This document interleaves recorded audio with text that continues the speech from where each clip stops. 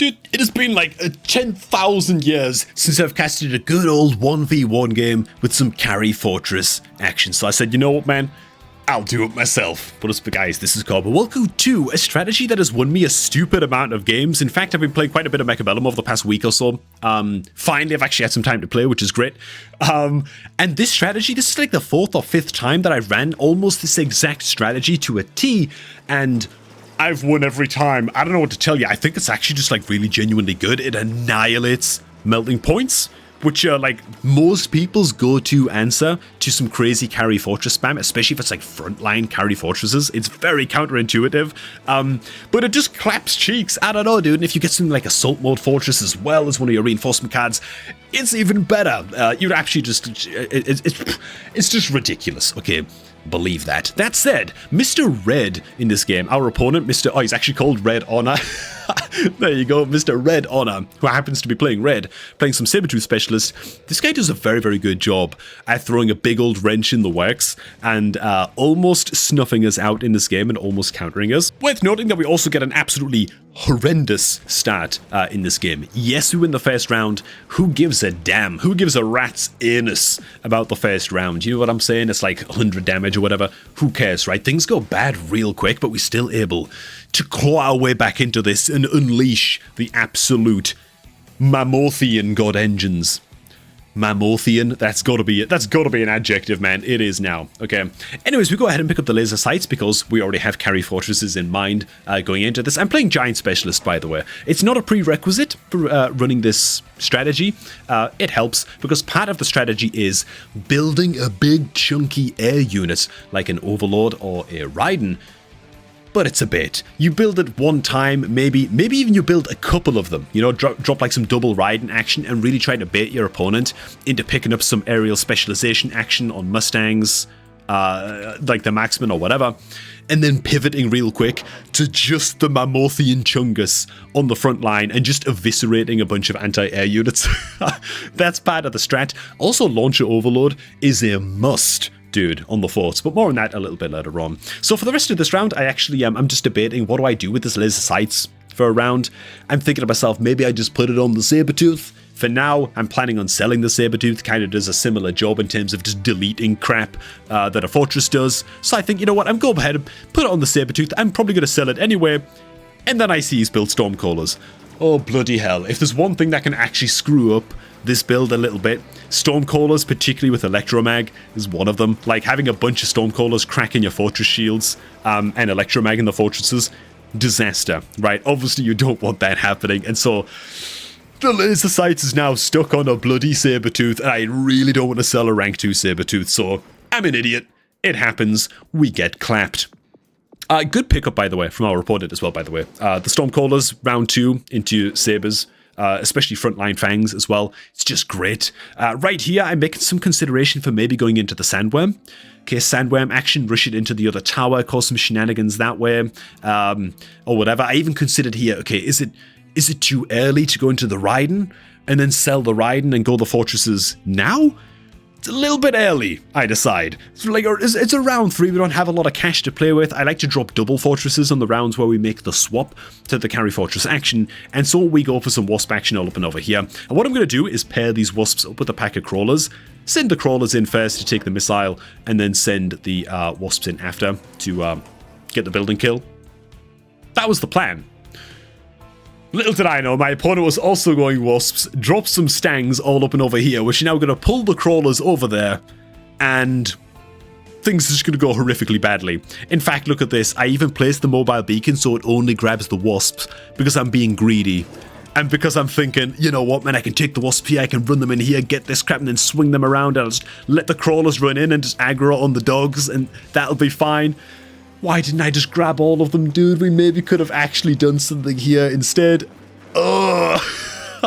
The missile takes out the rank 3 wasps, and then he gets a free building kill on his side, which is a damn shame, because I did actually go into Missile Interceptor on the Sabertooths this round as well, and we hold our own very, very well on this side. Dare I say, if we didn't get building debuff, and we just had like one more pack of crawlers arrive late or something, we probably would just win on this right flank right now, but because of my ridiculous miscalculations over here, just bad times all around, you know. Spoilers, if you're up against me on the ladder, right, and you're winning, and it comes to a reinforcement selection round, you know I'm going to pick whatever the battlefield skill is. You know, incendiary bomb, smoke bomb, like I picked up right now, there it is, orbital bombardment or whatever. If I'm behind, I'm going for the battlefield skill just to try and claw my way back into things, okay? Anyways, this round, controversially, I decide to hold on to the Wasps for another round and just try and do a little bit of shenanigans with them, pull them on. I don't really know what I was thinking with this. Like I said, it's an awful start to this game, okay? But maybe that's just testament to how good this strat can be. So right now I go ahead and say, you know what, man, it's time. I'm going to go ahead and pull the trigger on the Raiden. That way I can sell either the Raiden or the Wasps next round and make the switch. I can make the pivot. You know what I'm saying? So the Raiden comes down. Raiden's actually very, very good against what this guy's running, by the way. Front line of very, very medium-sized units, which just get eviscerated like crazy by the Raiden, which is great. Just don't look over here, by the way. It's just a train wreck, you're right? That's not happening as far as I'm concerned. But yeah, the Raiden just gets this insane, crazy value, which is awesome, because now I'm thinking, wow, this Raiden did so well. There's no way this guy now doesn't go like some aerial specialization Mustangs or marksman. He's got to push one of those buttons. Surely to Christ, right? He's got to push one of those buttons, which means that we are perfectly set up for the Fortress Big Dong swing, right? It's going to be insane. It's going to be biblical. That's what I'm thinking. Anyways, then we go ahead and lose our building, which sucks, and the Wasps come in, and because they're just a very, very balanced unit, they're going to annihilate everything, and oh, that's just how it goes. Are Wasps actually imbalanced, by the way? I feel like the general community perspective on Wasps, especially free-for-all, is that they're a little bit out of hand. Elite Marksman Wasp might just be a little bit crazy. Anyways, enhancement module comes out. Obviously, I got a level upgrade on the Raiden just now as well. So I'm thinking, well, you know what? I get to cash in on this straight away. And so I end up picking up the enhancement module. We equip it up on the Raiden. Why am I taking so long looking at this, dude? What the hell is wrong with me? Oh god, okay, there we go. We finally pick it up. What the hell took me so long, man? Yeah, we upgrade for free, sell off the Raiden, and now the big switcheroo comes down. Look at this Fortress loadout. I mean, you could just look at this Fortress loadout and just know that it's me that you're up against, just based on this. I don't even go into Fortress range. I don't mind if the Fortresses are like a little bit low range. Whatever, they're going to be low range anyway because of Launcher Overload, right? Decrease Fortress attack interval by 50%, but it also decreases range by 20 meters. And so what I like to do is then go ahead and hit the button on high mobility on the command building as well, just to rush the fortresses in just a little bit faster. And yeah, like I say, on the round where I drop the forts, I like to do it with the Launcher Overload. So I'm expecting some anti-air marksman to come out here, maybe some anti-air, like aerial specialization stangs. Neither happen, it's just like marksman range, which I was a little bit surprised by, man. I also decided I'm just going to pull the Wasps away and just get them out of dodge this time, which actually has some pretty incredible effect. Just keep an eye on these Wasps. It actually finally pays off holding on to these guys.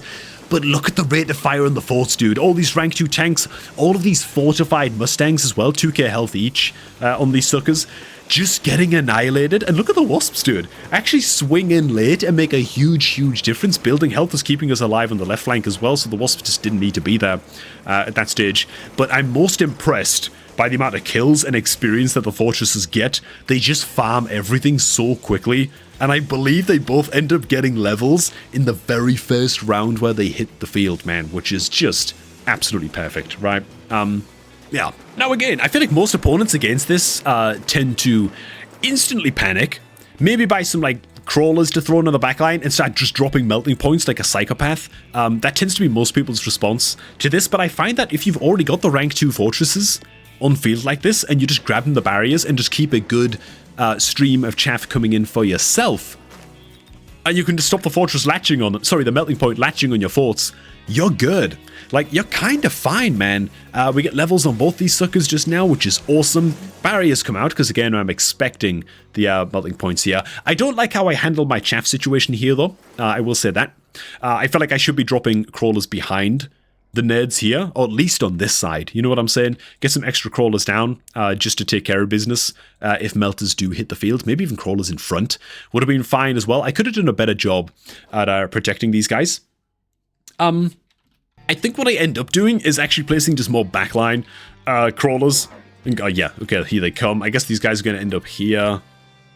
Oh, okay. Oh, all right, mate. Well done, me. You know, that's like half the correct play. I think a better play would be have the crawlers at the front, to be honest. But, well, whatever, dude. I at least put the crawlers behind the fortress, so that's good at least. I'm also doing a little bit of shenanigans here with my own crawlers, running them around a little bit, trying to waste some time on this left flank. But, dude, now that these forts are rank 2, look at this, man. Barry is only just about to crack on this left side to an onslaught of marksmen, and so the barrier just holds firm for a long, long time. Extra Sabertooth comes down from our opponent as well. He's opting into Sabertooth. This is like his giant killer unit.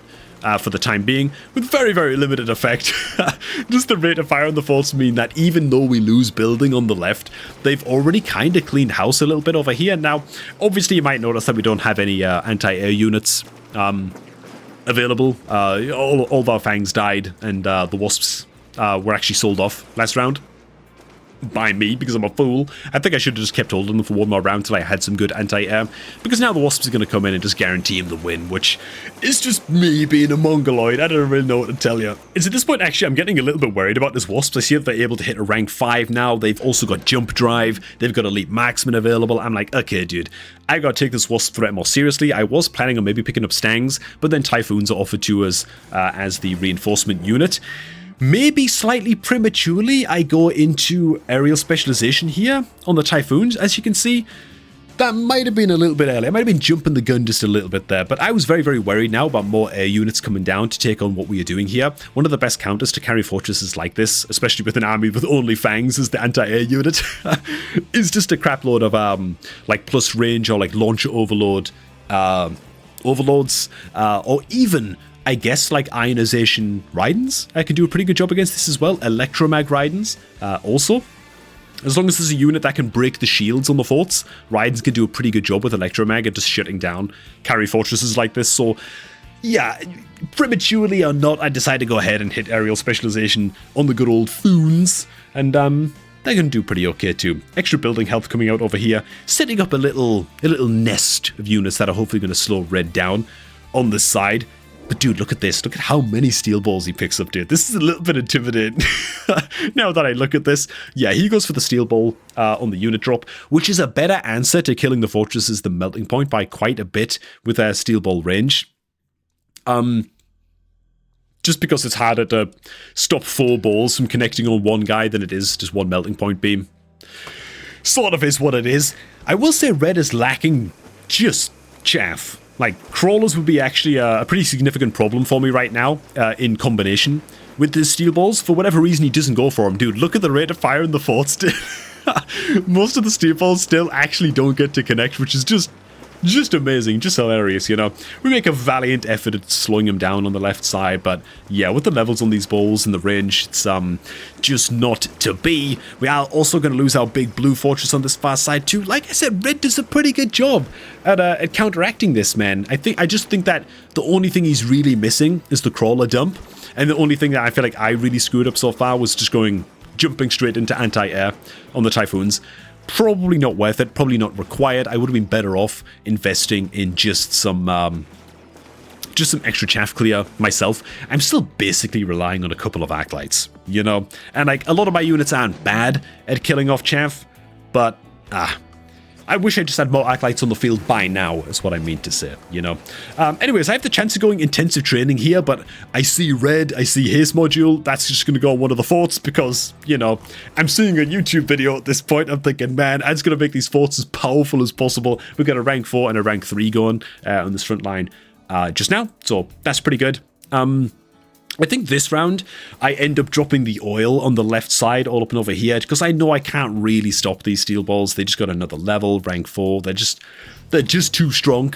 I don't really have the chaff to keep nerds alive on this side for long enough for the fortress to get it done as a level 1 fort, you know. But yeah. That is how things are going to go over here. So now I'm investing very, very heavily as well in backline chaff on the far right side. I'm pretty sure that as long as I can just keep the steel balls from targeting the forts, we're good. It's like the only thing I'm really concerned about at this point. Our anti-air is fine. He does finally go some frontline crawlers, which is to his credit. But because it's the only crawlers on the field, they're not really going to get a whole lot done. And yeah, that's it. We're just relying on the fort snowballing at this point. We make a very, very valiant defense effort on this left side as well. Again, with some extra levels on the Typhoons, they're able to kill off all of the Wasps. So that's really, really good. But yeah, I did have a really, really tough time, honestly, getting a read on my opponent this game. I really felt like I could have baited him to go into some anti-air. He didn't do that. I was worried about him going air units himself. He didn't do that, you know. And so my reads on this game were by no means on point, you know. They were kind of all over the place. But that's just the brute force power, man, of the Carry Chungus, dude. Look at these Mamorphian giants, dude. It's just glorious. We did also go into Elite Maximum as well last round, I guess. Just didn't touch on that for reasons. But, yeah, the rate of fire means that unless we're getting chaff overwhelmed on these forts, they're just going to be able to take care of everything, no problem. Which is glorious because, again, they farm even more levels with the good old Elite Maximum. Sweet. In fact, all fortresses get levels this round as well. For the unit selection, man, I was considering the Phantom Rays. I think they would have been fine. I also think level 2 Phantom Rays going up against rank 5 Steel Balls, they might just get stuck targeting the Steel Balls for too long and just get sniped down. This guy's got some levels on his Maxman, and so I wasn't super sure about those guys. I end up going for the Farseers, right? For some reason I show up as red in unit selection, but I'm playing as blue in the replay. There you go, man. Mass levels on the Mamorphian Colossal God Engines, which is great. And then the radar action comes out on the Farseers, and that's just to, yeah, give these guys even more girth to their range.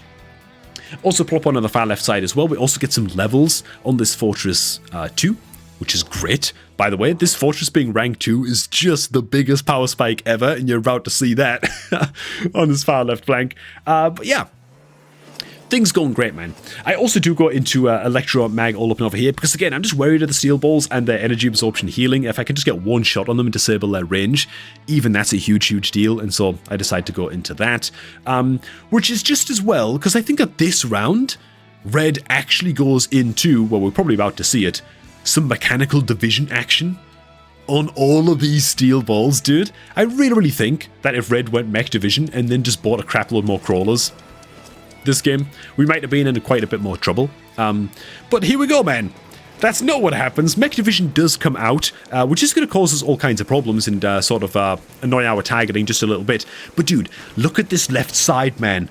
Look at how our single level 2 Launcher Overload Fortress over here is going to pop off against these balls, man. Cracking all kinds of nuts. They got the latch over here as well, man, on the big old rank 5 Big Chungus, dude. But look at his health. It's so ridiculous. He's actually going to get to live and kill off all of the Steel Balls before they can get the kill. And after that point, it might look like he doesn't have much health left, but he's basically still a planet in terms of his fortitude. That's how big and swollen this guy is. And look at the left side, dude. We actually hold firm. Just one rank 2 fort with all of these techs and Launcher Overload, not least among them, is actually enough to just kind of stall Red's progress completely over here. And in fact, just the faster you win this little duel, oh my god, it does.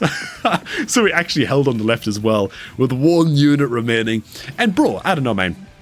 Am I crazy as hell? Am I tripping? Or is this strat just legit?